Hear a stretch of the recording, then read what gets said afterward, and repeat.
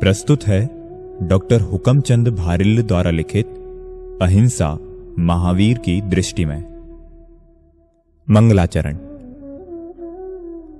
जो राग द्वेष विकार वर्जित लीन आत्म ध्यान में, जिनके विराट विशाल निर्मल अचल केवल ज्ञान में, युगपद विशद सकलार्थ झलकें ध्वनित हों व्याख्यान में, वे वर्धमान महान जिन विचरें हमारे ध्यान में। इस मंगलाचरण में भगवान महावीर वर्धमान से ध्यान में विचरण करने की प्रार्थना की गई है। क्यों? क्योंकि जैन मान्यतानुसार जो जीव एक बार सिद्ध दशा को प्राप्त हो जाता है वह लौटकर दोबारा संसार में नहीं आता। अतः कवि ऐसी प्रार्थना करके कि एक बार तो आना पड़ेगा, सोते हुए भारत को जगाना पड़ेगा, अपनी प्रार्थना को निष्फल नहीं होने देना चाहता है। जो वस्तु चली जाती है वह लौटकर दोबारा नहीं आती। जैसे हमारा बचपन चला गया, अब वह लौटकर नहीं आ सकता, पर वह हमारे ध्यान में तो आ ही सकता है, ज्ञान में तो आ ही सकता है। मेरी बात पर विश्वास ना हो तो आप आंख बंद कर 1 मिनट को विचार कीजिए कि जब आप 6वीं कक्षा में पढ़ते थे, होली के अवसर पर एक बार आपने गुब्बारे में पानी भरकर मास्टर जी की कुर्सी पर गद्दी के नीचे रख दिया था। जब मास्टर जी आए और कुर्सी पर बैठे तो गुब्बारा फटा और पानी का एक फव्वारा छूटा। साथ ही कक्षा में एक हंसी का फव्वारा भी छूट गया था। पता चलने पर आपकी पिटाई भी कम ना हुई थी, पर जब आज उस घटना का स्मरण आता है तो फिर वही बचपन मचल उठता है। ऐसी कोई ना कोई घटना आपके बचपन में भी अवश्य घटी होगी।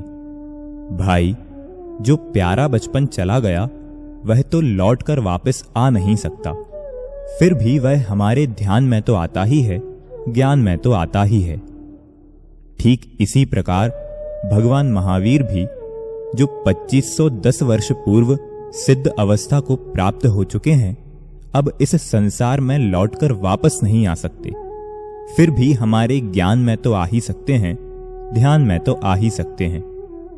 अतः यहां प्रार्थना की गई है कि वे वर्धमान महान जिन विचरें हमारे ध्यान में। आखिर क्यों? जबकि आज का जमाना इतना बेदर्द हो गया है कि मौत कोई मायना नहीं रखती।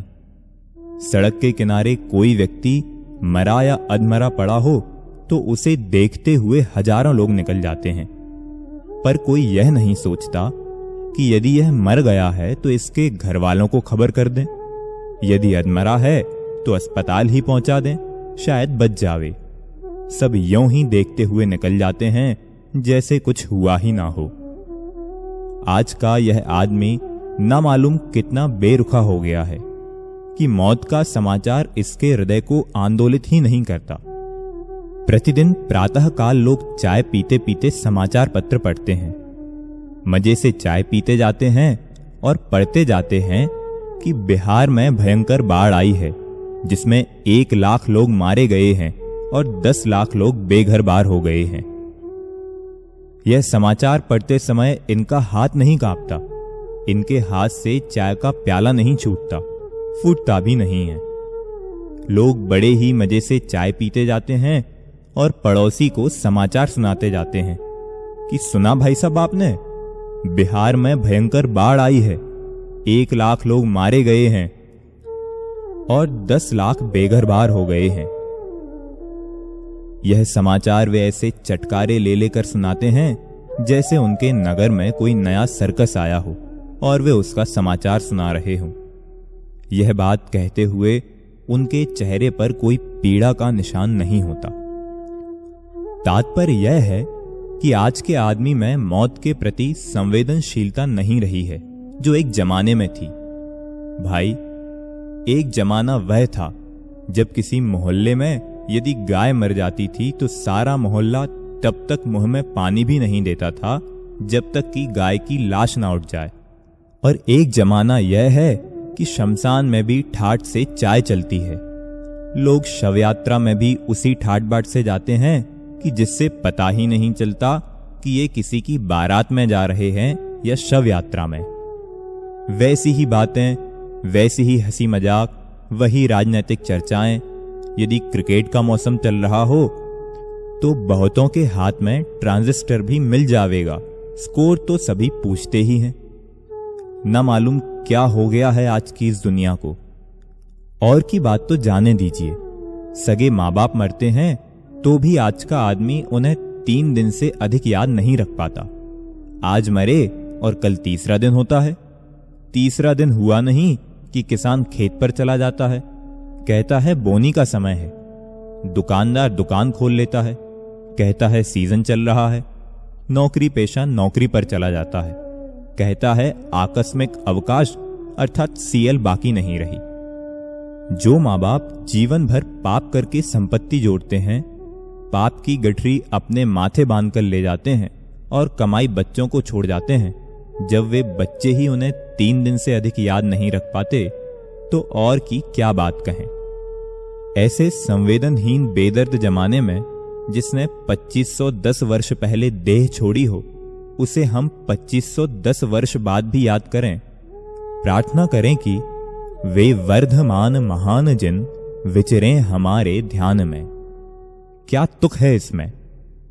ऐसा क्या दिया था भगवान महावीर ने हमें जो हम 2510 वर्ष बाद भी याद करें, उनके गीत गावें। भौतिक रूप से तो उन्होंने हमें कुछ भी नहीं दिया था, उनके पास था भी क्या जो हमें देते। वे तो नग्न दिगंबर थे, एक लंगोटी भी तो ना थी उनके पास। पर भाई साहब, भौतिक रूप से सब कुछ देने वालों को भी हम कहां याद रखते हैं। अभी बताया था ना कि जो माँ बाप हमें सर्वस्व दे जाते हैं, हम उन्हें भी कितना याद रख पाते हैं। पर हम महावीर को याद तो करते ही हैं, लाखों लोग उनसे ध्यान में विचरण करने की प्रार्थना तो करते ही हैं। ऐसा क्या दिया था उन्होंने हमें? क्योंकि यह स्वार्थी जगत बिना प्रयोजन तो किसी को कभी याद करता ही नहीं है। उन्होंने हमें कुछ ऐसे सिद्धांत दिए थे, ऐसा मार्ग बताया था कि जिन्हें हम अपना लेवें, जिस पर हम चलें तो आज भी सुख शांति प्राप्त कर सकते हैं। कुछ लोग कहते हैं कि भगवान महावीर ने जो रास्ता 2500 वर्ष पहले बताया था, हो सकता है कि वह उस युग में किसी काम का रहा हो। पर आज दुनिया बहुत बदल गई है। कहां वह बैलगाड़ी का जमाना और कहां यह राकेटी दुनिया। 2500 वर्ष पुरानी बातें आज किस काम की। अतः वे लोग कहते हैं कि आज महावीर आउट ऑफ डेट हो गए हैं। ऐसे लोगों से मैं कहना चाहता हूं कि महावीर आउट ऑफ डेट नहीं, आज भी एकदम अप टू डेट हैं। मेरी यह बात शायद उन लोगों को पसंद ना आए जो ऐसे कपड़े पहनकर, ऐसे बाल कटाकर कि दूर से देखने पर पता ही ना चले कि लड़का है या लड़की, अपने को अप टू डेट समझते हैं।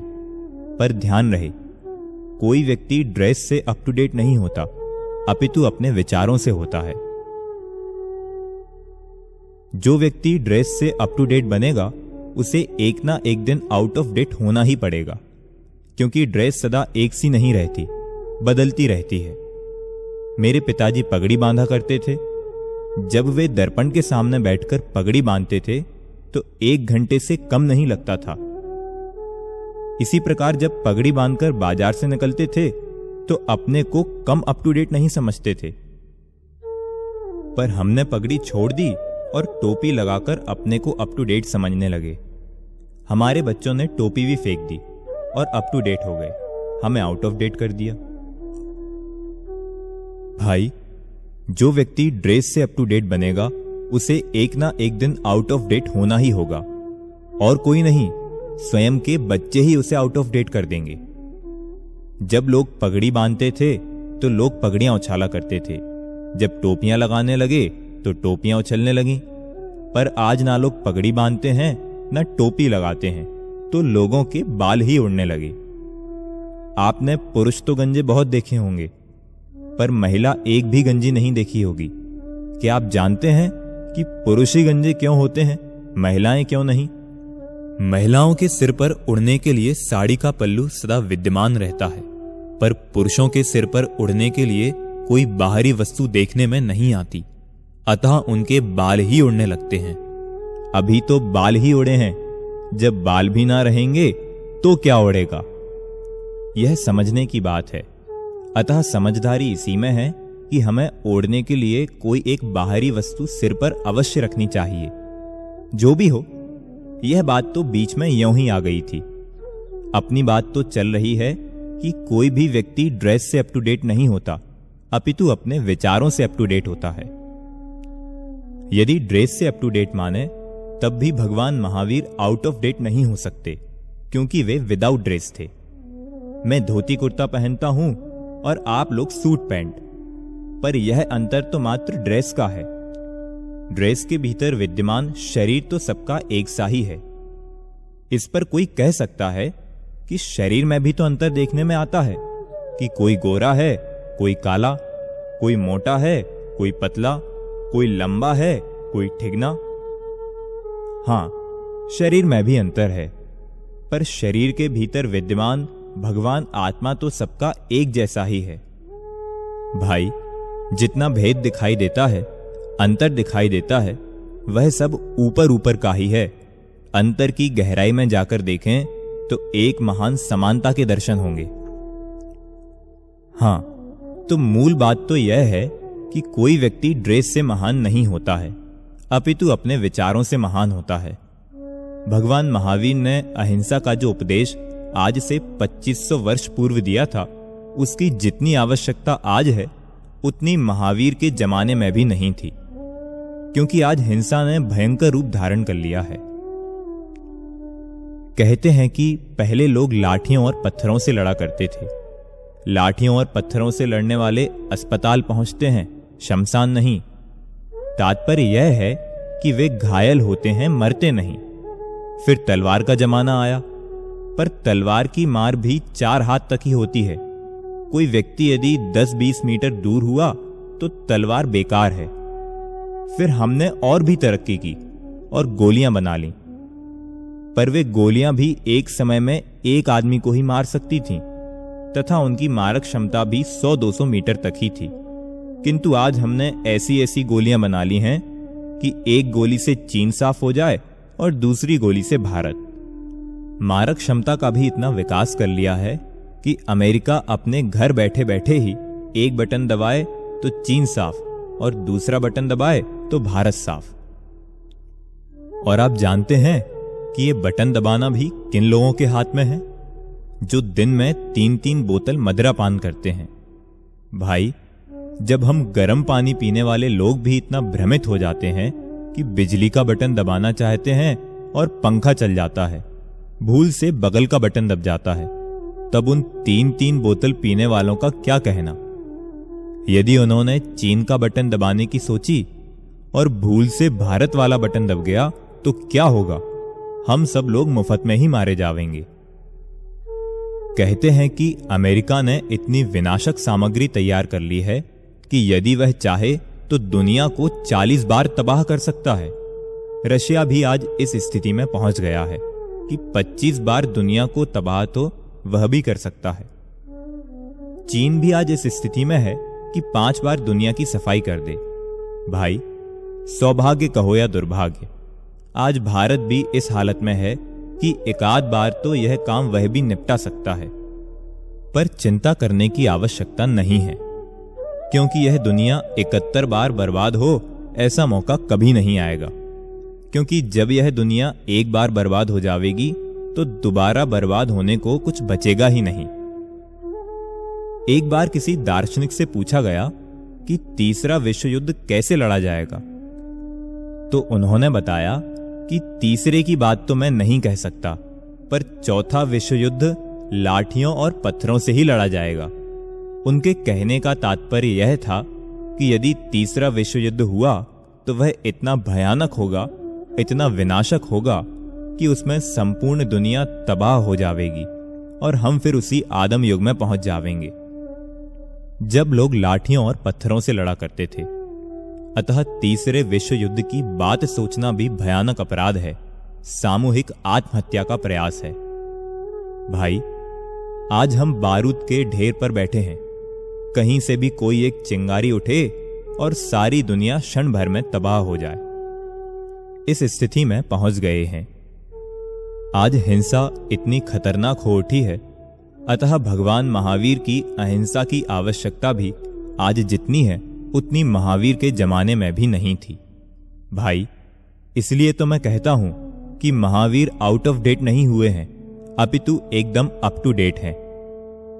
रामायण की लड़ाई 6 मास चली थी, पर उसमें मरने वालों की संख्या हजारों ही थी, लाखों नहीं। महाभारत की लड़ाई मात्र 18 दिन चली थी, उसमें भी मरने वालों की संख्या लाखों ही थी, करोड़ों नहीं।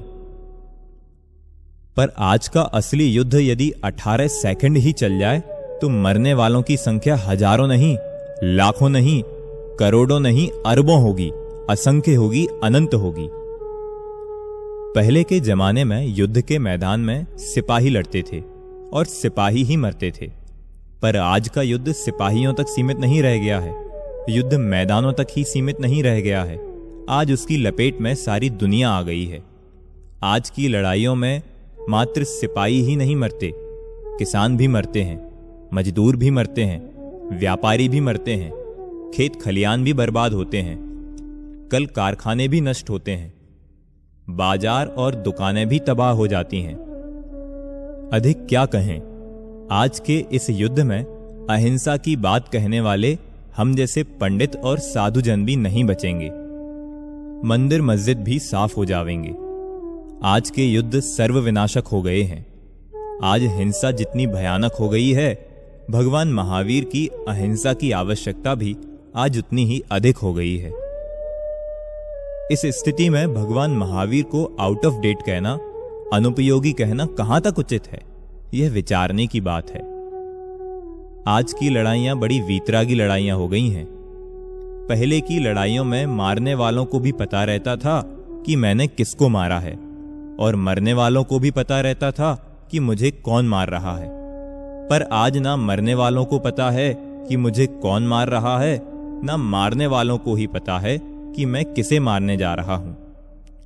ऊपर से राम बम फेंकता है और नीचे उसी का भाई लक्ष्मण मर जाता है और मंदिर साफ हो जाता है। ऊपर से रहीम बम फेंकता है और नीचे उसी का भाई करीम मर जाता है और मस्जिद साफ हो जाती है। ऊपर से हरमिंदर सिंह बम फेंकता है और नीचे उसी का भाई गुरमिंदर सिंह मर जाता है और गुरुद्वारा साफ हो जाता है। जब कोई किसी पर बम फेंकता है तो यह कोई नहीं कहता कि राम ने रहीम पर बम फेंका है। सभी यही कहते हैं कि अमेरिका ने जापान पर बम फेंका था। तात्पर्य यह है कि बमों की लड़ाई वस्तुतः व्यक्तियों की लड़ाई नहीं, देशों की लड़ाई है। व्यक्तियों की अपेक्षा देशों की लड़ाई अधिक खतरनाक होती है, क्योंकि वह सामूहिक विनाश करती है। पहले की लड़ाइयां व्यक्तियों के बीच होती थीं, फिर परिवारों के बीच होने लगीं, उसके बाद जातियां लड़ने लगीं और आज देश लड़ते हैं। रामायण की लड़ाई 2 व्यक्तियों की लड़ाई थी। राम और रावण दोनों व्यक्ति ही तो थे। रामायण की लड़ाई राम और रावण की लड़ाई ही तो कहलाती है। फिर हम महाभारत के युग में आते हैं। तब तक परिवार लड़ने लगे थे। महाभारत का युद्ध कौरवों और पांडवों के बीच हुआ था। कौरव और पांडव किसी एक व्यक्ति के नाम नहीं, परिवारों के नाम हैं। हम और आगे बढ़ें। सन 47 में हुए दंगे राम और रहीम के बीच नहीं, हिंदू मुसलमानों के बीच हुए थे। हिंदू और मुसलमान 2 जातियां हैं। सन 1965 एवं 1971 में हुई लड़ाइयां श्री लाल बहादुर शास्त्री एवं अयूब खां और श्रीमती इंदिरा गांधी एवं याहिया खां के बीच नहीं लड़ी गई थी, अपितु ये युद्ध भारत और पाकिस्तान के बीच लड़े गए थे।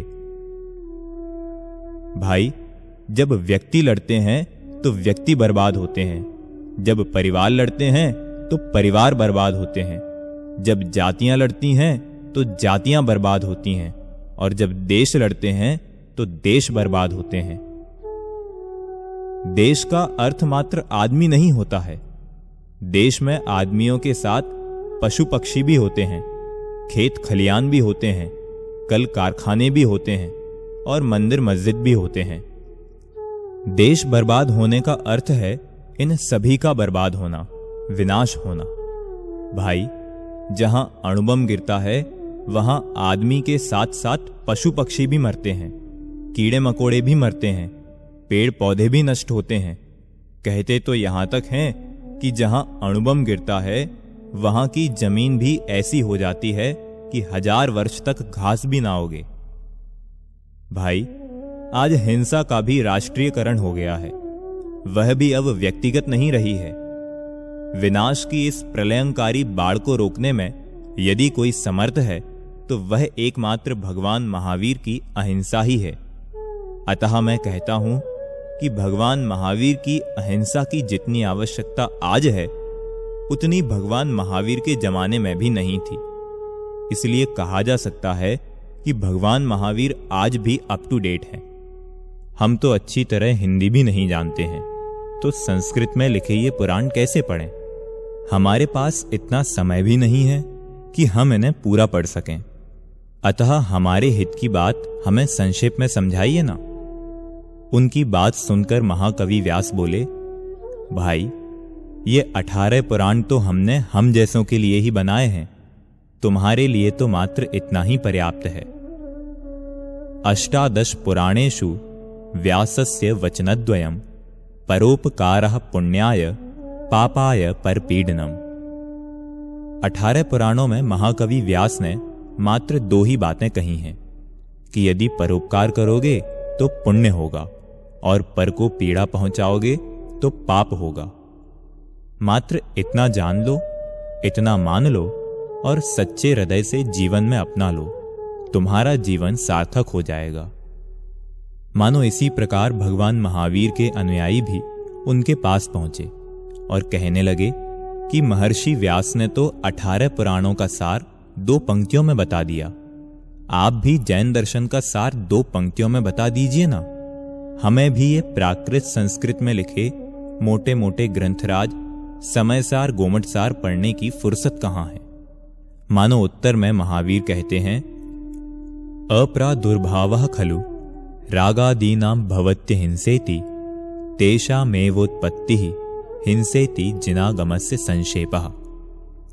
आत्मा में रागादि भावों की उत्पत्ति ही हिंसा है और आत्मा में रागादि भावों की उत्पत्ति नहीं होना ही अहिंसा है। यही जिनागम का सार है।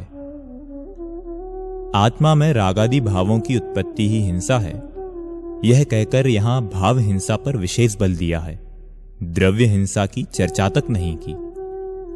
अतः यह प्रश्न उठना स्वाभाविक है कि क्या महावीर द्रव्य हिंसा को हिंसा ही नहीं मानते हैं? यदि मानते हैं तो फिर सीधे सच्चे शब्दों में यह क्यों नहीं कहते कि दुनिया में मारकाट होना हिंसा है और दुनिया में मारकाट का नहीं होना ही अहिंसा। यह हिंसा अहिंसा की सीधी सच्ची सरल परिभाषा है जो सबकी समझ में सरलता से आ सकती है। व्यर्थ ही वाकजाल में उलझाकर उसे दुरूह क्यों बनाया जाता है? भाई, ऐसी बात नहीं है।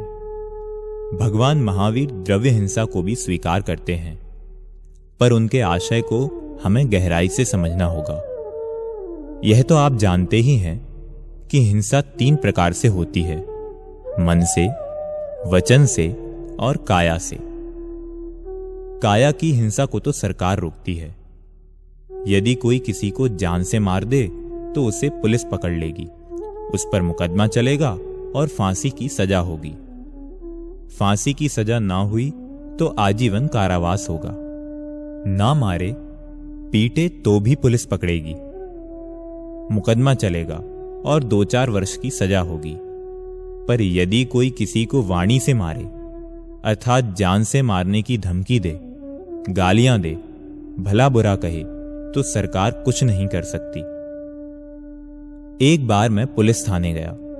वहां उपस्थित पुलिस इंस्पेक्टर से मैंने कहा, इंस्पेक्टर साहब, अमुक व्यक्ति मुझे जान से मारने की धमकी देता है, मुझे जान का खतरा है। तब वे बोले, इसमें मैं क्या कर सकता हूं? मैंने कहा, क्या कहा? आप क्या कर सकते हैं? अरे भाई, आप इंतजाम कीजिए, ऐसा कीजिए कि 2 सिपाही मेरे साथ कर दीजिए। वे मुस्कुराते हुए बोले, भाई, यदि हर सामान्य व्यक्ति के साथ 2 पुलिस वाले लगाने लगें तो आप जानते हैं कि भारत में 60 करोड़ आदमी रहते हैं, अतः 1 अरब और 20 करोड़ पुलिस वाले चाहिए। बोलो, इतनी पुलिस कहां से लाएं? मैंने कहा, यह तो आप ठीक ही कहते हैं, पर मैं क्या करूं? मुझे तो जान का खतरा है। बड़ी ही गंभीरता से वे कहने लगे, ऐसा कीजिए, आप रिपोर्ट लिखा दीजिए। इस पर मैंने कहा, इससे क्या होगा? तब बड़े ही इत्मीनान से सिगरेट पीते हुए बोले, आप चिंता ना कीजिए, जब आपकी हत्या हो जाएगी तब उन्हें शीघ्रातिशीघ्र गिरफ्तार कर लिया जाएगा। मैंने घबराते हुए कहा, अच्छा इंतजाम है, मरने के बाद होगा, पहले कुछ नहीं हो सकता। मायूस से होते हुए वे कहने लगे, भाई, हम क्या करें? आप ही बताइए कि ऐसा कौन सा कानून है जिसके तहत हम अपराध हुए बिना ही किसी को गिरफ्तार कर लें, सदा के लिए जेल में डाल दें। अधिक से अधिक यह हो सकता है कि हम गंभीर शिकायत पर उनके जमानत मुचलके करा लें, इससे अधिक कुछ नहीं हो सकता। आपकी शिकायत पर ना तो उन्हें हम गिरफ्तार करके सदा के लिए जेल ही में डाल सकते हैं और ना आपके साथ पुलिस वाले ही लगा सकते हैं। जब मैंने उक्त स्थिति पर गंभीरता से विचार किया तो इस निष्कर्ष पर पहुंचा कि कानून तो ठीक ही है, क्योंकि हम लोग वाणी से इतने हत्यारे हो गए हैं कि जिसने जीवन में एक भी जीव की हत्या ना की होगी, वह भी दिन में वाणी से 10-20 बार 10-20 की हत्या तो कर ही डालता है। बात बात में हम वाणी की हत्या पर उतर आते हैं। रेल में बैठे हों, मोटर में बैठे हों, पास बैठे आदमी से कहेंगे, भाई जरा उधर सरकना, मैं भी बैठ जाऊं। इस पर वह अकड़ जाएगा। फिर क्या है, आप भी कब पीछे रहने वाले हैं? जोर जोर से कहने लगते हैं, क्या तूने ही टिकट लिया है? हमने टिकट नहीं लिया क्या? चल हट, नहीं अभी ही खुदा को प्यारा हो जाएगा। बात बात में हर किसी को भगवान के पास भेजने की सोचने लगते हैं, कहने लगते हैं। अब आप ही अपनी छाती पर हाथ रखकर बताइए कि यदि वाणी की हिंसा पर पुलिस कार्रवाई होने लगे तो हम और आप में से कौन जेल के बाहर रहेगा? चिंता करने की बात नहीं है, क्योंकि जेलों में इतनी जगह ही नहीं है कि जहां वाणी के हत्यारों को रखा जाए। भाई, ये माताएं बहनें हैं ना, बड़ी धर्मात्मा, इतनी धर्मात्मा कि प्रातःकाल उठेंगी तो स्वयं नहाएंगी, गाय को नहलाएंगी, बाल्टी को नहलाएंगी, उसमें निकला दूध पिएंगी। सोचो आप कितनी धर्मात्मा होंगी। माघ का महीना हो, भयंकर सर्दी पड़ रही हो, मां रसोई बना रही हो और उसका 2 वर्ष का बालक चौके के बाहर रो रहा हो। मां के पास जाना चाहता हो, पर मां कहती है, यदि मेरे पास चौके में आना हो तो कपड़े खोलकर आ, अन्यथा मेरा चौका अपवित्र हो जाएगा। बच्चा यदि कपड़े खोलता है तो निमोनिया हो जाने का अंदेशा है, और कपड़ा नहीं खोलता है तो मां के पास जाना संभव नहीं है। आखिर बेचारा करे तो क्या करे? अंत में होता यही है कि वह बालक चौके की सीमा रेखा का बार बार उसी प्रकार उल्लंघन करता है, चौके की सीमा पर बार बार उसी प्रकार छेड़खानी करता है जिस प्रकार पाकिस्तान कश्मीर की सीमा पर किया करता है, तथा जिस प्रकार भारत सरकार बार बार कड़े विरोध पत्र भेजा करती है, उसी प्रकार वह धर्मात्मा मां भी बार बार धमकियां दिया करती है कि यदि कपड़े खोले बिना चौके की सीमा में प्रवेश किया तो जिंदा जला दूंगी, जिंदा। चूल्हे में से जलती हुई लकड़ी निकालकर बच्चे को बार बार दिखाती हुई धमकाती है, कहती है, देख, यदि कपड़े खोले बिना अंदर पांव भी रखा तो समझ ले कि जिंदा जला दूंगी, जिंदा। अब मैं आपसे ही पूछता हूं कि यदि वह बच्चा पुलिस में जाकर रिपोर्ट लिखाए कि मेरी मां मुझे जिंदा जलाने की धमकी देती है, तो क्या पुलिस वाले उस मां को भी गिरफ्तार कर लेंगे? शायद यह आपको भी स्वीकृत ना होगा। भाई, जो मां अपने बच्चे को जिंदा जलाना तो दूर, यदि स्वप्न में भी उसकी मात्र अंगुली जलती देख ले तो बेहोश हो जाए, वह मां भी जब वाणी से इतनी हत्यारी हो सकती है तो फिर दूसरों की क्या कहना। अतः कानून तो ठीक ही है कि वह वाणी की इस हिंसा की उपेक्षा ही करता है, पर बात यह है कि भले ही सरकार ना रोके, पर वाणी की हिंसा भी रुकनी तो चाहिए ही। हां, रुकनी चाहिए, अवश्य रुकनी चाहिए। काया की हिंसा को सरकार रोकती है तो वाणी की हिंसा को समाज रोकता है। कैसे? जो लोग वाणी का सदुपयोग करते हैं समाज उनका सम्मान करता है, और जो दुरुपयोग करते हैं समाज उनका अपमान करता है। अपनी सज्जनता के खातिर अपमान ना भी करे तो भी कम से कम सम्मान तो नहीं करता। आप सब बड़े बड़े लोग नीचे बैठ गए हैं और मुझे यहां ऊपर गद्दी पर बिठा दिया है। क्यों? ऐसा क्यों किया आप सबने? इसलिए ना कि मैं आपको भगवान महावीर की अच्छी अच्छी बातें बता रहा हूं।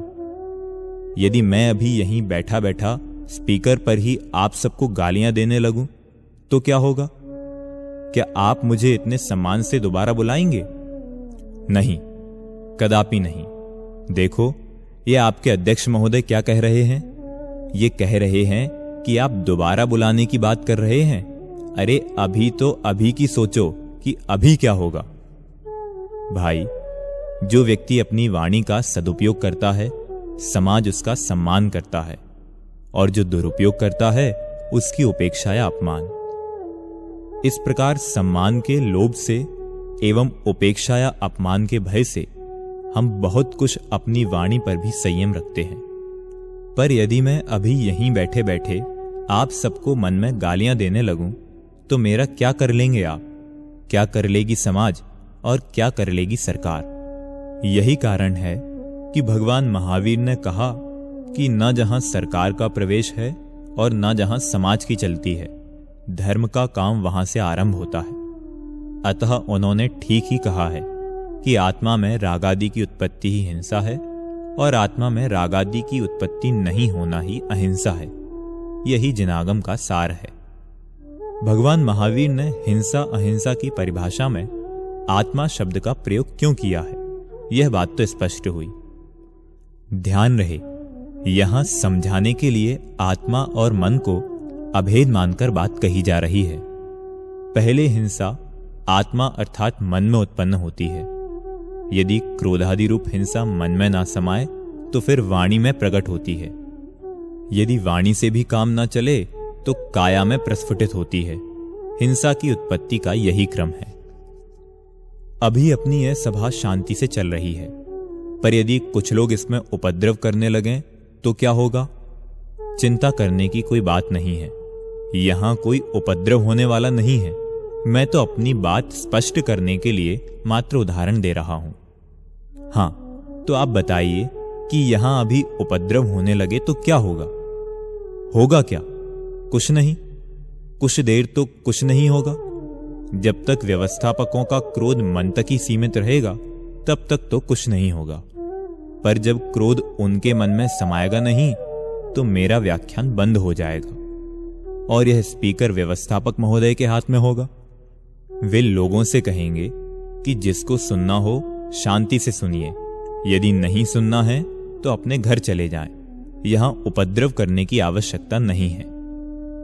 यदि इतने से भी काम न चले और उपद्रव बढ़ता ही चला जाए तो वे उत्तेजित होकर आदेश देने लगेंगे कि वॉलंटियरों, इन्हें बाहर निकाल दो।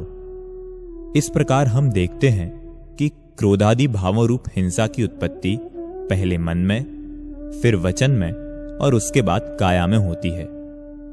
भगवान महावीर ने सोचा कि चोर से निपटने की अपेक्षा तो चोर की अम्मा से निपट लेना अधिक अच्छा है, कि जिससे चोर की उत्पत्ति ही संभव ना रहे।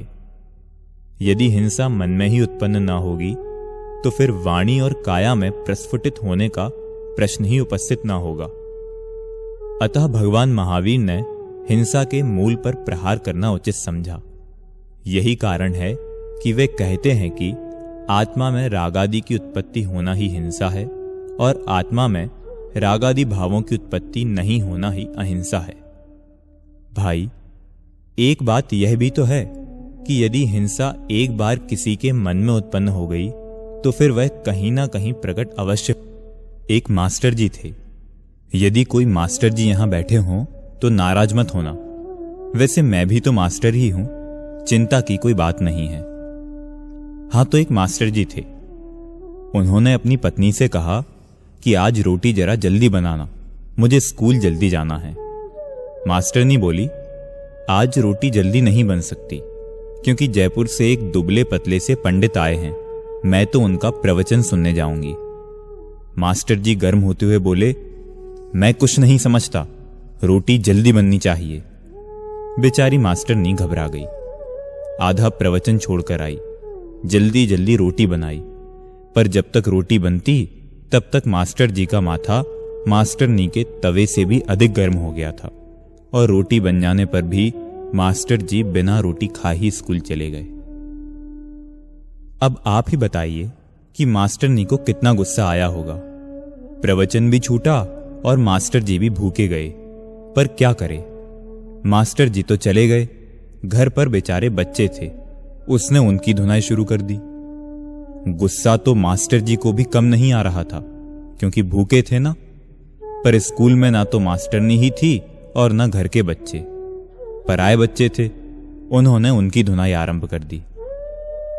भाई, यदि हिंसा एक बार आत्मा में, मन में उत्पन्न हो गई तो फिर वह कहीं ना कहीं प्रकट अवश्य होगी।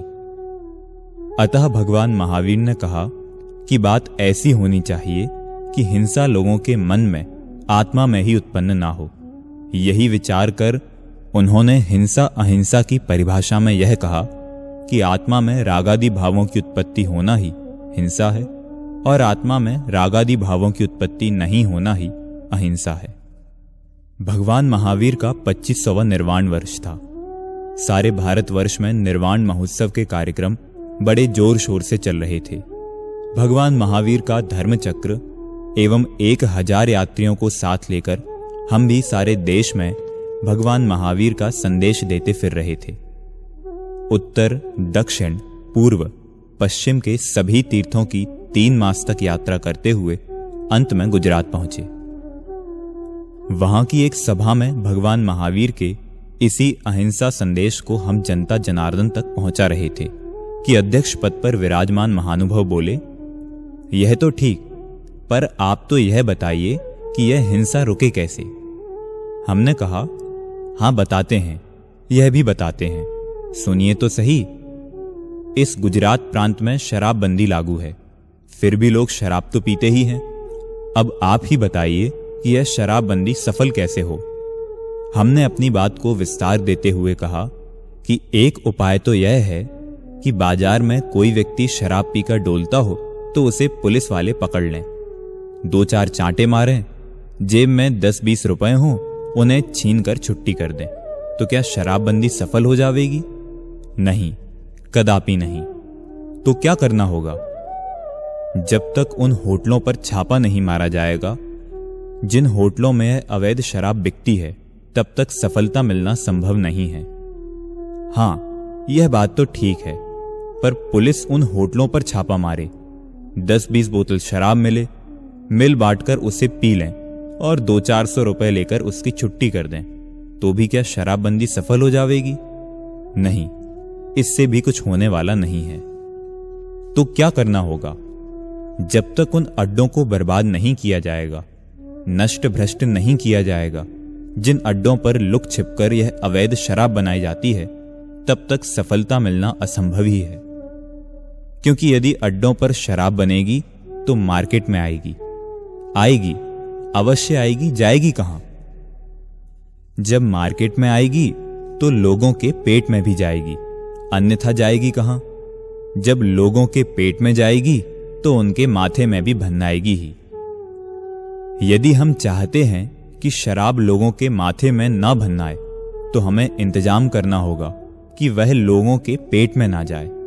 यदि हम चाहते हैं कि शराब लोगों के पेट में ना जाए, तो हमें इंतजाम करना होगा कि वह मार्केट में ना आए। यदि हम चाहते हैं कि वह मार्केट में ना आए, तो हमें इंतजाम करना होगा कि वह बने ही नहीं। भाई, इतना किए बिना काम नहीं चलेगा। इसी प्रकार यदि हम चाहते हैं कि हमारे जीवन में हिंसा प्रस्फुटित ही ना हो, तो हमें उसे आत्मा के स्तर पर, मन के स्तर पर ही रोकना होगा, क्योंकि यदि आत्मा या मन के स्तर पर हिंसा उत्पन्न हो गई तो वह वाणी और काया के स्तर पर भी प्रस्फुटित होगी ही। यही कारण है कि भगवान महावीर बात की तह में जाकर बात करते हैं और कहते हैं कि यदि हिंसा को रोकना है तो उसे आत्मा और मन के स्तर पर ही रोकना होगा। जब तक लोगों के दिल साफ नहीं होंगे, जब तक लोगों की आत्मा में निर्मलता नहीं होगी, तब तक हिंसा के अविरल प्रवाह को रोकना संभव ना होगा। यह बात तो यह हुई कि हिंसा अहिंसा की परिभाषा में आत्मा शब्द का उपयोग क्यों किया गया है, पर अब बात यह है कि भगवान महावीर रागादि भावों की उत्पत्ति को ही हिंसा कह रहे हैं। भाई, जिस राग भाव अर्थात प्रेम भाव को सारा जगत अहिंसा माने बैठा है, भगवान महावीर उस राग भाव को ही हिंसा बता रहे हैं। बात जरा खतरनाक है, अतः सावधानी से सुनने की आवश्यकता है।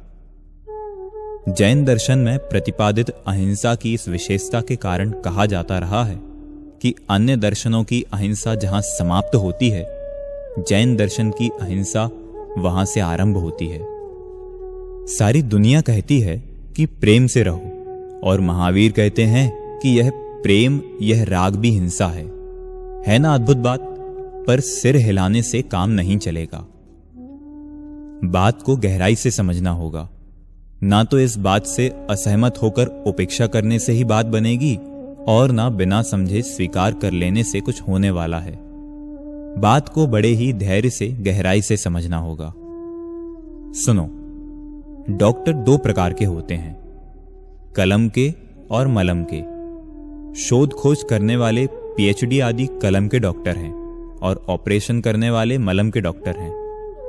जब कोई मलम का डॉक्टर किसी मरीज का ऑपरेशन करता है तो मरीज होता है एक और डॉक्टर होते हैं कम से कम 2 तथा 4 नर्सें भी साथ होती हैं। मरीज रहता है बेहोश और डॉक्टर रहते हैं होश में। अतः ऑपरेशन के समय यदि मरीज मर जाए तो संपूर्ण जिम्मेदारी एक प्रकार से डॉक्टर की ही होती है। पर जब वाणी का डॉक्टर ऑपरेशन करता है तो डॉक्टर होता है अकेला और मरीज होते हैं 1000, 2000, 10, 5000 भी हो सकते हैं। डॉक्टर के साथ मरीज भी पूरे होश में रहते हैं। अतः यदि कोई हानि हो तो मरीज और डॉक्टर दोनों की समान रूप से जिम्मेदारी रहती है।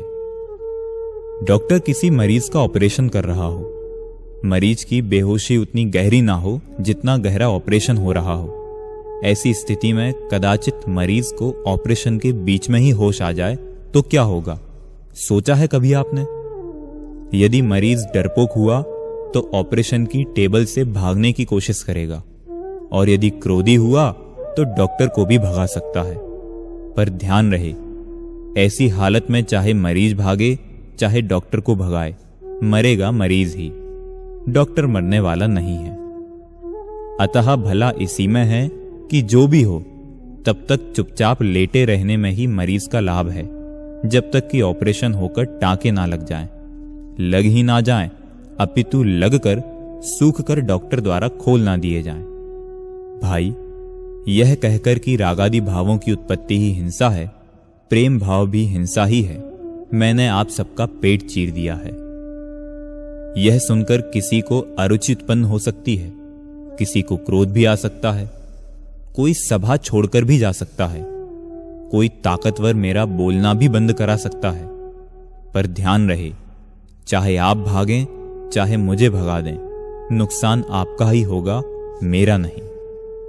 अतः भला इसी में है कि अब आप चुपचाप शांति से तब तक बैठे रहें जब तक कि बात पूरी तरह साफ ना हो जाए, स्पष्ट ना हो जाए।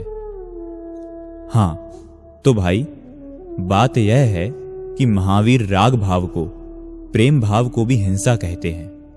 भाई, जिसे तुम प्रेम से रहना कहते हो, शांति से रहना कहते हो, वह प्रेम ही तो अशांति का वास्तविक जनक है, हिंसा का मूल है।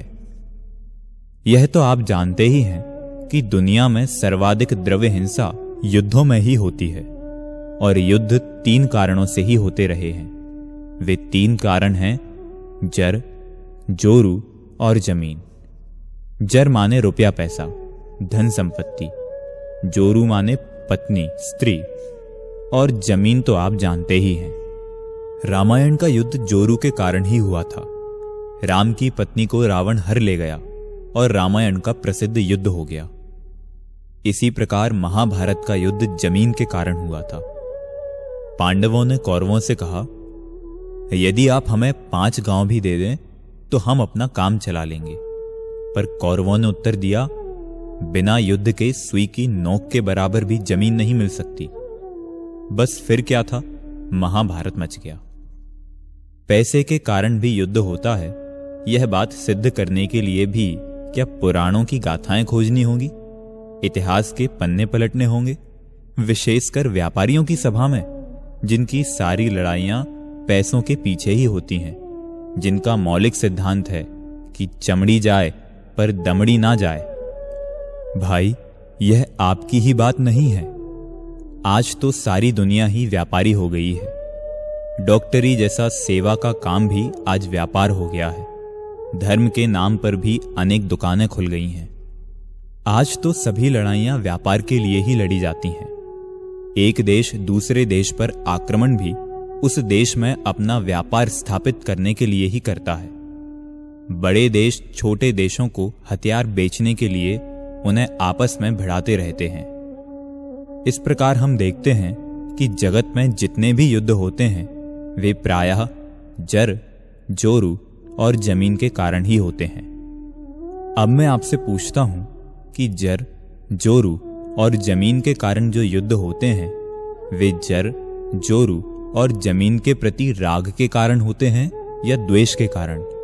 यह बात तो हाथ पर रखे आंवले के समान स्पष्ट है कि जर, जोरू और जमीन के प्रति राग के कारण ही युद्ध होते हैं, द्वेष के कारण नहीं। रामायण के युद्ध के संदर्भ में विचार करें तो श्री रामचंद्र जी को तो महारानी सीता से अगाध स्नेह था ही, पर रावण को भी द्वेष नहीं था। यदि द्वेष होता तो वह सीता जी का हरण ना करता, उन्हें घर ना ले जाता, सभी प्रकार की सुविधाएं प्रदान करता, स्वयं को स्वीकार कर लेने के लिए प्रार्थनाएं ना करता और इस प्रकार के प्रलोभन नहीं देता कि तुम मुझे स्वीकार कर लो, मैं तुम्हें पटरानी बनाऊंगा, मंदोदरी से भी अधिक सम्मान दूंगा। यह सब उसके राग को ही सूचित करता है, द्वेष को नहीं। इस प्रकार की प्रवृत्ति राग का ही परिणाम हो सकती है, द्वेष का नहीं। यद्यपि यह सत्य है कि रावण का यह प्रेम वासनाजन्य परिस्त्री प्रेम होने से सर्वथा अनुचित है, पर है तो प्रेम ही, राग ही। अतः सहज ही सिद्ध है कि रामायण का युद्ध नारी के प्रति प्रेम के कारण ही हुआ था, नारी के प्रति राग के कारण ही हुआ था। इसी प्रकार कौरवों को तो जमीन से राग था ही, पर पांडवों को भी जमीन से राग ही था, द्वेष नहीं, अन्यथा वे 5 गांव भी क्यों मांगते। इस पर आप कह सकते हैं कि आप क्या बात करते हैं, वे बेचारे रहते कहां? पर मैं कहता हूं कि रहने के लिए गांवों की क्या आवश्यकता है।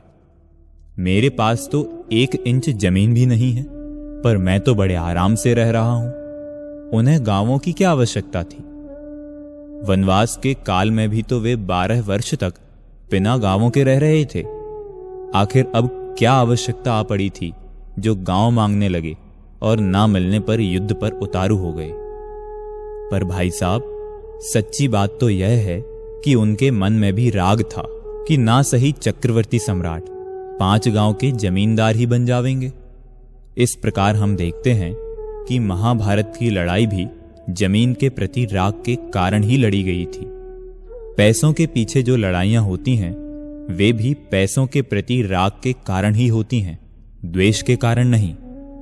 अतः यह सहज ही सिद्ध हो जाता है कि युद्धों में होने वाली सर्वाधिक द्रव्य हिंसा के मूल में राग ही कार्य करता है।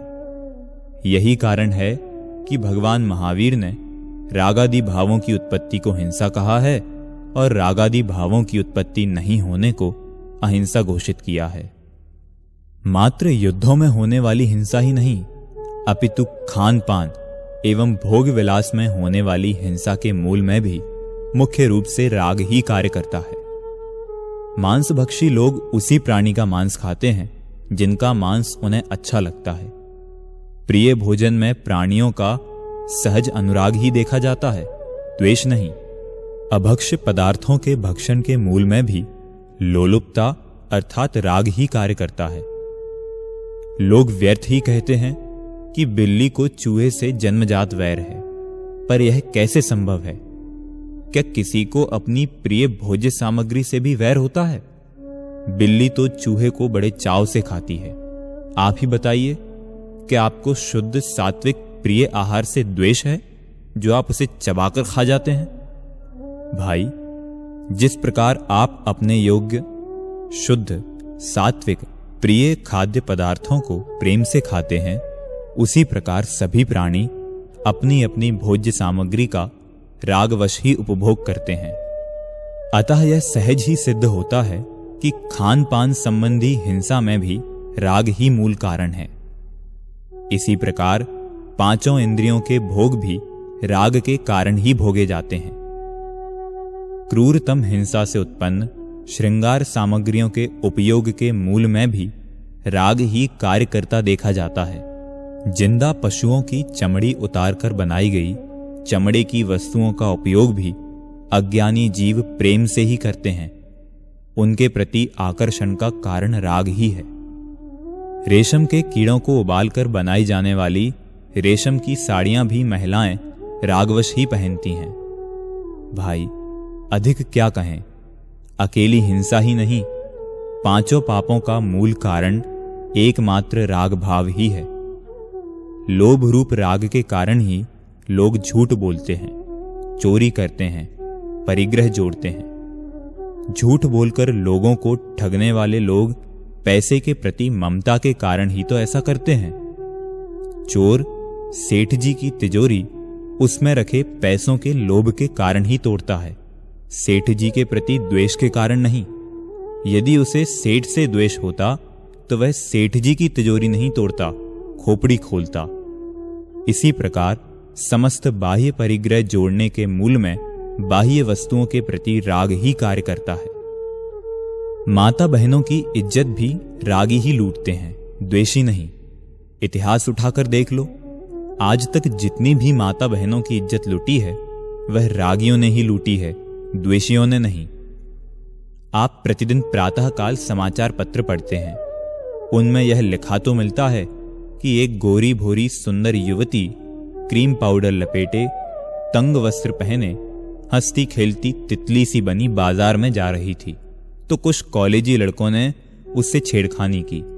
पर आपने यह कभी नहीं पढ़ा होगा कि एक काली कलूटी सफेद बालों वाली घिनौनी सी गंदी लड़की रोती रोती सड़क पर जा रही थी और उससे किसी ने छेड़खानी की।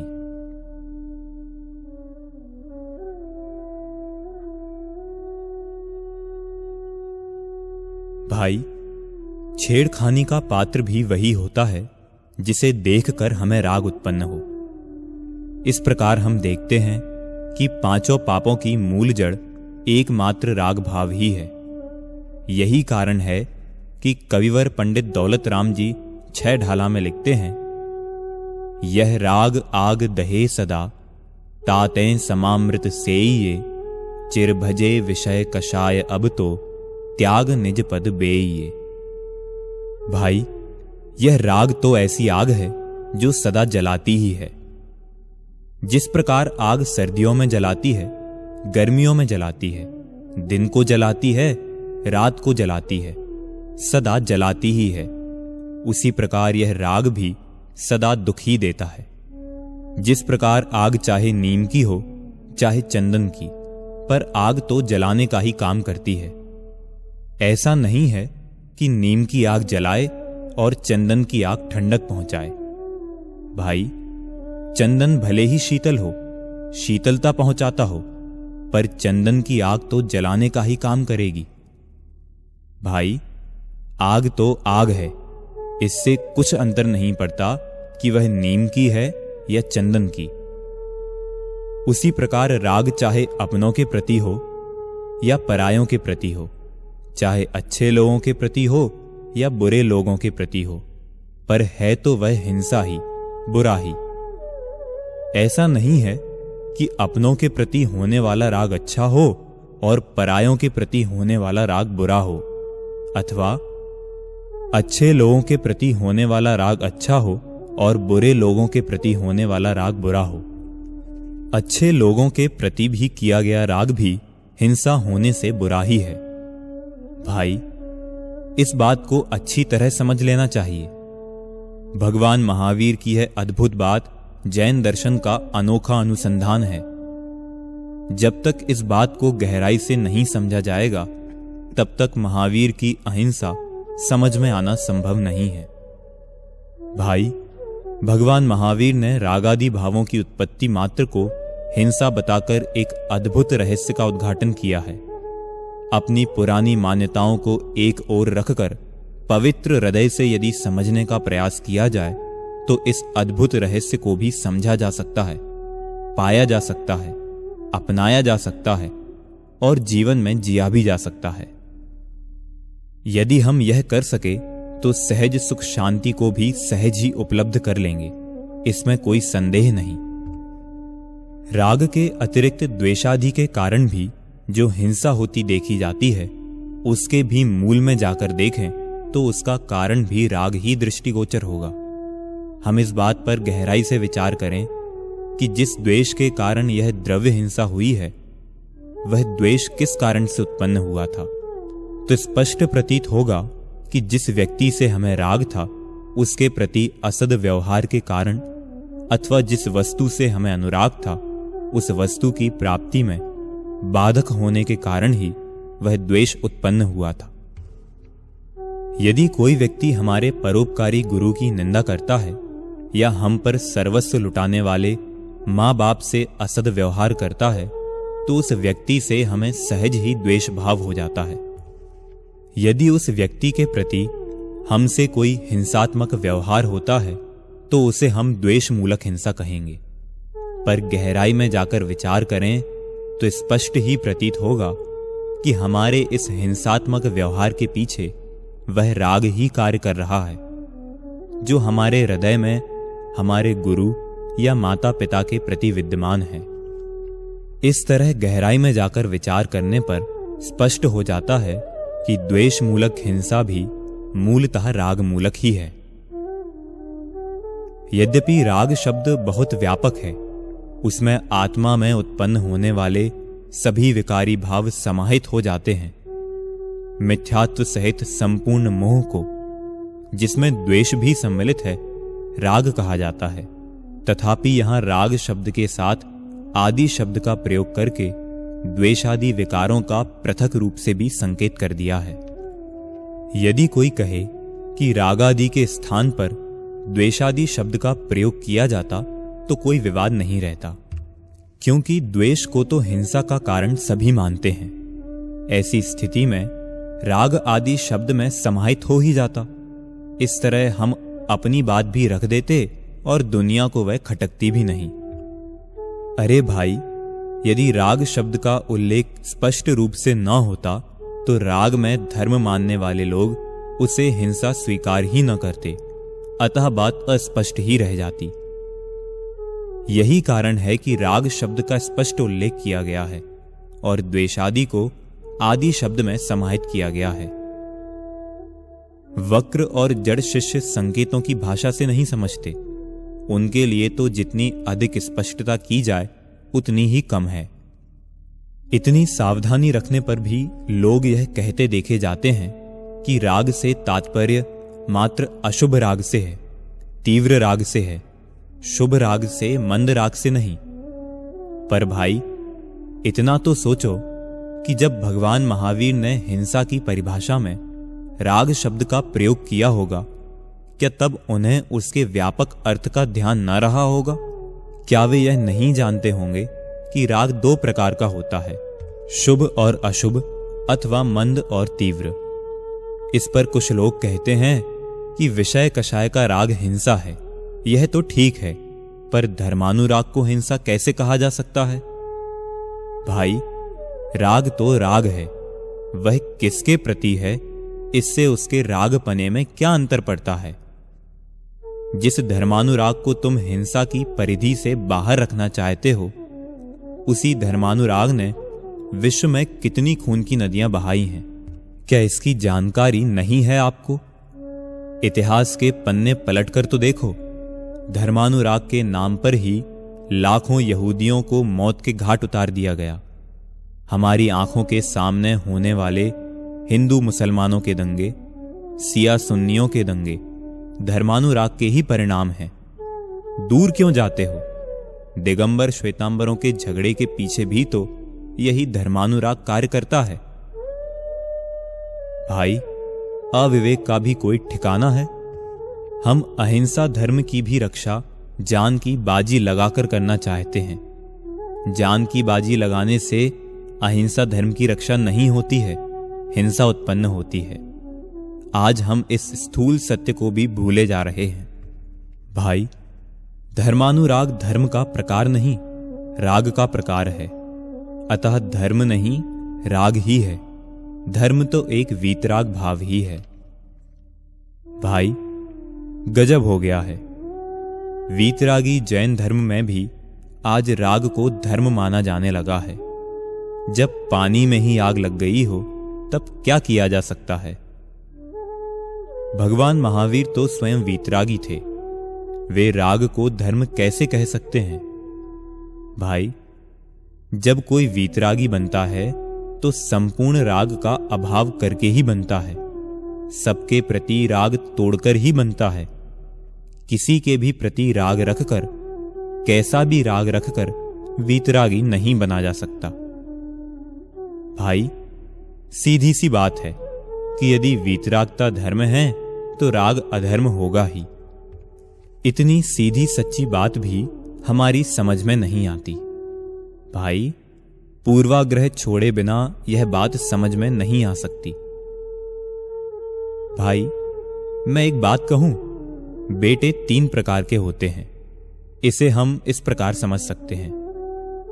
आप 4 व्यक्ति किसी काम से मेरे घर पधारे। मैंने आपको आदर पूर्वक बिठाते हुए अपने बेटे को आवाज दी, भाई परमात्मा प्रकाश, 1 गिलास पानी लाना। आदत है ना 1 गिलास बोलने की, पर चतुर बेटा समझता है कि भले ही 1 गिलास कहा है, पर अतिथि तो 4 है ना, और एक पिताजी भी तो हैं। इस प्रकार वह 5 गिलास भरकर लाता है। साथ में एक भरा हुआ जग भी लाता है, क्योंकि वह जानता है कि गर्मियों के दिन हैं, कोई 2 गिलास पानी भी पी सकता है। कोई दूध या चाय तो है नहीं जो मांगने में संकोच करेगा।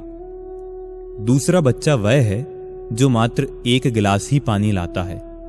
टोकने पर जवाब देता है कि आपने ही तो कहा था कि 1 गिलास पानी लाना। बड़ा आज्ञाकारी है ना, जब 1 गिलास कहा था तो अधिक कैसे ला सकता था। तीसरा वह है जो आधा गिलास पानी ही लाता है। पूछने पर उत्तर देता है, मैंने सोचा छलक ना जाए, झलक ना जाए। भाई, हम सभी भगवान महावीर की संतान हैं। अब जरा विचार कीजिए कि हम भगवान महावीर के कौन से बेटे हैं, पहले, दूसरे या तीसरे। भगवान ने कहा था रागादि भाव हिंसा है।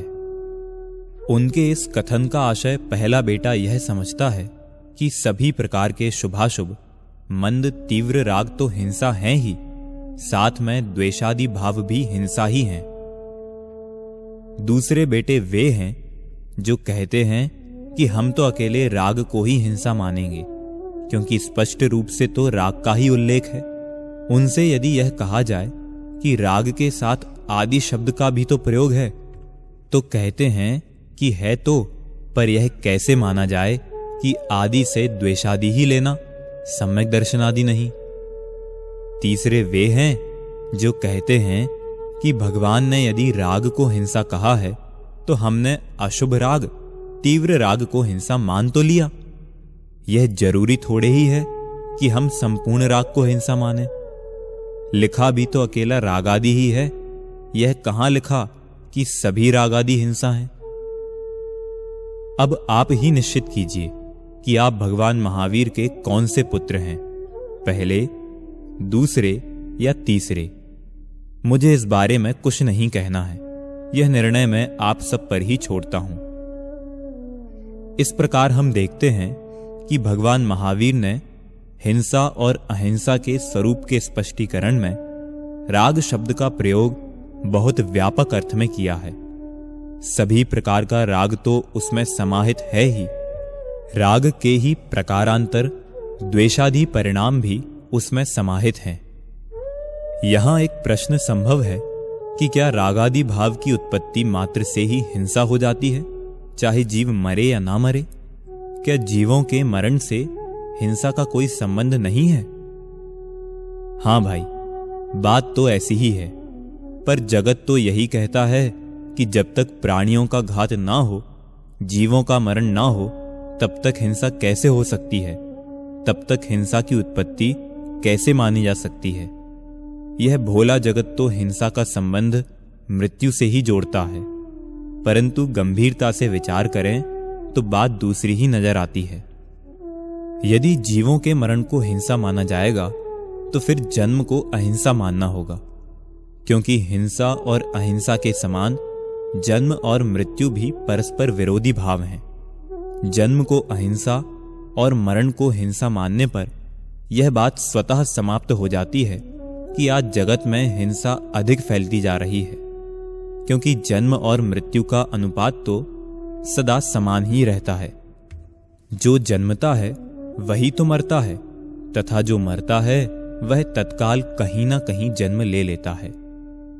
इससे बचने के लिए यदि कोई कहे कि मृत्यु का विरोधी जन्म नहीं जीवन है, तो बात और भी अधिक जटिल हो जाएगी, उलझ जाएगी, क्योंकि व्यक्ति जिंदा तो वर्षों तक रहता है और मरण तो क्षणिक अवस्था का ही नाम है। इस प्रकार मृत्यु को हिंसा और जीवन को अहिंसा मानने पर अहिंसा का पलड़ा और भी अधिक भारी हो जाएगा, जबकि यह बात सभी एक स्वर से स्वीकार करते हैं कि आज हिंसा बहुत बढ़ती जा रही है। भाई, न जन्म अहिंसा है, न जीवन अहिंसा है, और न मृत्यु हिंसा है। मृत्यु तो प्राणधारियों का सहज स्वभाव है। मरणम प्रकृति ही शरीर नाम। वह हिंसा कैसे हो सकती है? लोक में हिंसक भाव के बिना हुई मृत्यु को हिंसा कहा भी नहीं जाता है। बाढ़ आने पर लाखों लोगों के मर जाने पर भी यह तो कहा जाता है कि भयंकर विनाश हुआ, बर्बादी हुई, जन धन की अपार हानि हुई, परंतु यह कभी नहीं कहा जाता कि हिंसा का तांडव नृत्य हुआ। पर उपद्रवों को शांत करने के लिए पुलिस द्वारा गोली चलाए जाने पर यदि एक भी व्यक्ति की मृत्यु हो जाती है तो कहा जाता है कि हिंसा का तांडव नृत्य हुआ। अखबारों के मुख पृष्ठ पर बड़े बड़े अक्षरों में छपता है। जनता गली गली में नारे लगाती है कि हत्यारी सरकार इस्तीफा दे। बाढ़ में हुए विनाश पर सरकार को कोई हत्यारा नहीं कहता। भारतीय जनता इस तथ्य से भली भांति परिचित है। उसके रोम रोम में यह सत्य समाया हुआ है। उसके अंतर में अहिंसा के प्रति एक गहरी आस्था आज भी विद्यमान है। इसका प्रत्यक्ष प्रमाण है कि भोपाल की गैस दुर्घटना में हजारों लोगों के मर जाने के बाद भी वहां शासक दल ने 2/3 से भी अधिक बहुमत प्राप्त किया, किंतु राजस्थान में पुलिस की गोली से एक व्यक्ति के मर जाने पर मुख्यमंत्री को अपना पद छोड़ना पड़ा। श्रीमती इंदिरा गांधी की अमानुषिक हत्या पर जनता की यही प्रतिक्रिया रही। भारतीय जनता ने उनकी अमानुषिक हत्या अर्थात हिंसा के विरुद्ध चुनाव में अपना स्पष्ट मत व्यक्त किया। परिणाम स्वरूप इंदिरा कांग्रेस को अभूतपूर्व विजय प्राप्त हुई। इस सत्य से सभी भली भांति परिचित हैं कि यदि श्रीमती इंदिरा गांधी स्वयं चुनाव लड़ती तो इतना बहुमत उन्हें भी मिलने वाला नहीं था। वस्तुतः यह इंदिरा कांग्रेस या श्री राजीव गांधी की जीत नहीं, हिंसा के विरुद्ध अहिंसा की जीत है। भारतीय जनता ने स्पष्ट रूप से हिंसा के विरुद्ध अहिंसा के पक्ष में अपना मत व्यक्त किया है। इससे प्रतीत होता है कि बहुत गहराई में जाकर भारतीय जनता आज भी भगवती अहिंसा की आराधक है। उसकी रग रग में भगवती अहिंसा उसी प्रकार समाई हुई है जिस प्रकार तिल में तेल और दूध में घी। प्राकृतिक विनाश भारतीय जनता के चित्त को करुणा विगलित तो करता है, उसमें एक संवेदना पैदा तो करता है, पर वह उसके चित्त को उद्वेलित नहीं करता, आंदोलित नहीं करता। किंतु बुद्धिपूर्वक की गई हिंसा से वह आंदोलित हो जाता है, उद्वेलित हो जाता है, वह भड़क उठता है। हत्यारों के प्रति यह आक्रोश भारतीय जनता की अहिंसा में गहरी आस्था को ही व्यक्त करता है।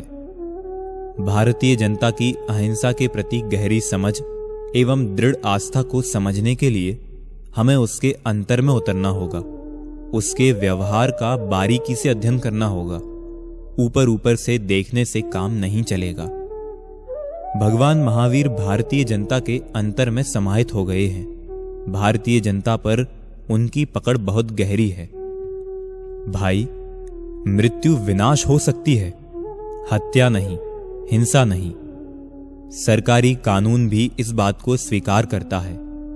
किसी व्यक्ति ने किसी को जान से मारने के इरादे से गोली चला दी, पर भाग्य से यदि वह ना मरे, बच भी जाए, तथापि गोली मारने वाला तो हत्यारा हो ही जाता है। पर बचाने के अभिप्राय से ऑपरेशन करने वाले डॉक्टर से चाहे मरीज ऑपरेशन की टेबल पर ही क्यों ना मर जाए, पर डॉक्टर हत्यारा नहीं कहा जाता, नहीं माना जाता।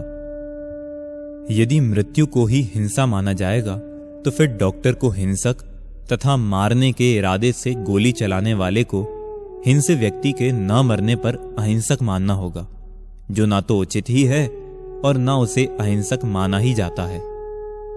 इसका अभिप्राय यही है कि हिंसा का संबंध मृत्यु के होने या न होने से नहीं है, हिंसक भावों के सद्भाव से है।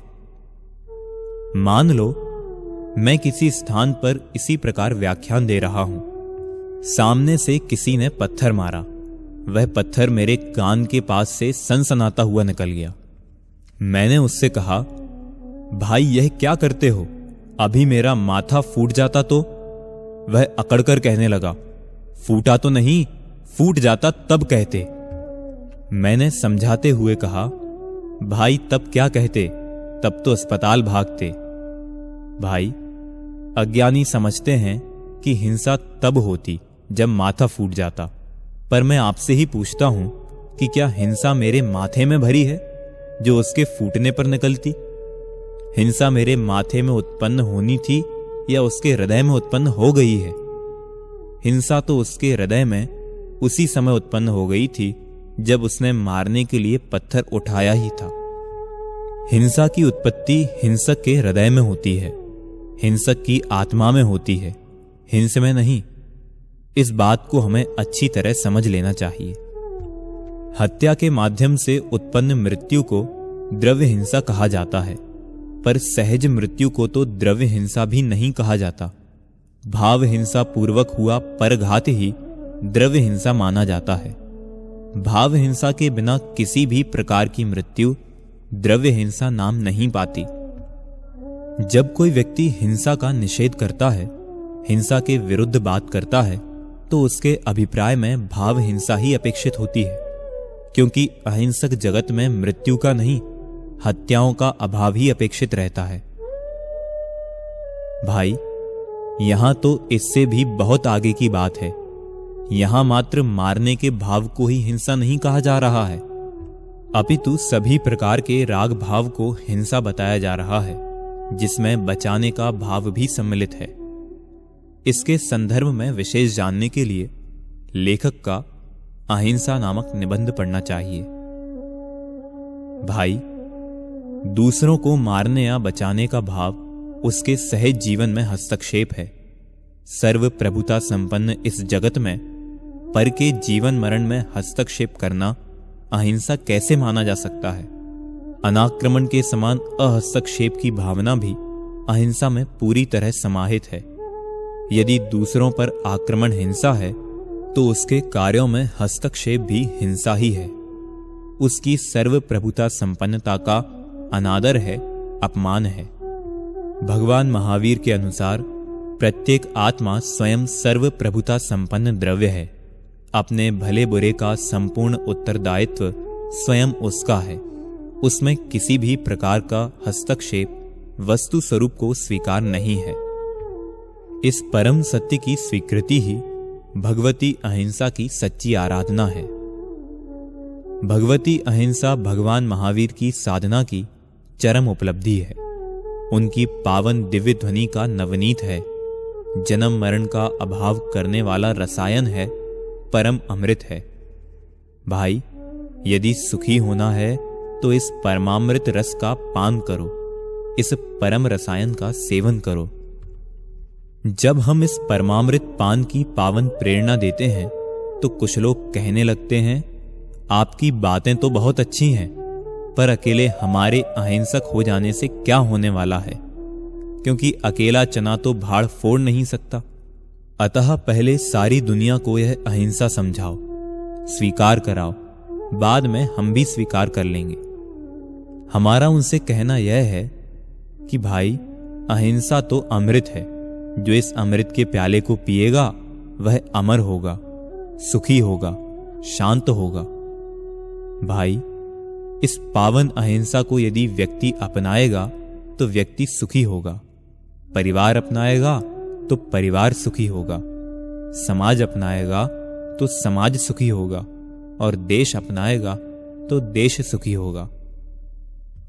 अतः दूसरों पर टालने की अपेक्षा भले काम को अपने घर से ही आरंभ कर देना चाहिए कि लोकोक्ति के अनुसार हमें अहिंसा को सच्चे दिल से समझने एवं जीवन में अपनाने का कार्य स्वयं से ही आरंभ कर देना चाहिए।